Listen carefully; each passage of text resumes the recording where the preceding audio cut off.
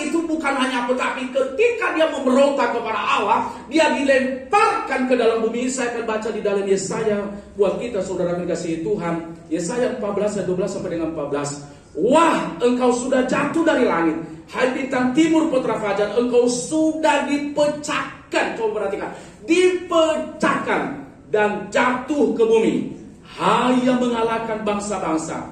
Engkau yang tadinya berkata dalam hatimu, aku hendak naik ke langit, aku hendak mendirikan takhtaku mengatasi bintang-bintang Allah, dan aku hendak duduk di atas bukit pertemuan jauh di sebelah utara. Aku hendak naik mengatasi ketinggian awan-awan, hendak menyamai yang maha tinggi. Ketika dia, Yesaya 14 ayat 12 sampai dengan 14. Yesaya 14 ayat 12 sampai dengan 14. Jadi saudaraku, ketika dia menyamai itu, makanya dia dilemparkan di bumi. Kenapa? Karena orang yang memberontak, apa yang disampaikan tadi, kita memberontak kepada Tuhan. Allah tidak butuh orang-orang yang memberontak. Allah tidak senang kepada orang-orang yang sombong. Allah tidak pernah senang kepada orang-orang yang meninggikan dirinya. Suatu saat Tuhan akan rendahkan serendah-rendahnya.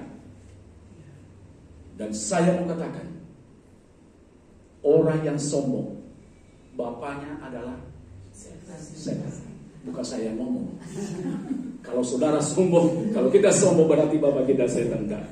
Nah, siapa setan menurut Alkitab? Yang kedua adalah yaitu membinasakan dan membunuh. Setan itu yang membinasakan kita, dia membunuh kita. Dia tidak senang kalau kita dekat sama Tuhan. Dia tidak senang kalau kita membaca Alkitab. Dia tidak senang kalau kita hidup dalam kekudusan dan kesucian. Dia tidak senang kalau kita menyembah datang ke gereja. Dia tidak pernah senang, saudaraku dikasih Tuhan, kalau kita melayani pekerjaan Tuhan. Dia tidak senang, saudaraku dikasih Tuhan, kalau kita jadikan rumah kita rumah doa. Dia tidak senang, saudaraku, kalau kita melakukan doa dan puasa. Dia tidak senang, saudaraku dikasih Tuhan, kalau kita memberi untuk pekerjaan Tuhan. Dia tidak senang, saudaraku, kalau kita menjadi pendoa syafaat di gereja. Dia tidak senang kalau kita menjadi WL di gereja. Dia berusaha untuk membinasakan. Dia berusaha untuk membunuh saudara gereja. Kenapa? Karena tidak ada bestinya. Ya kan?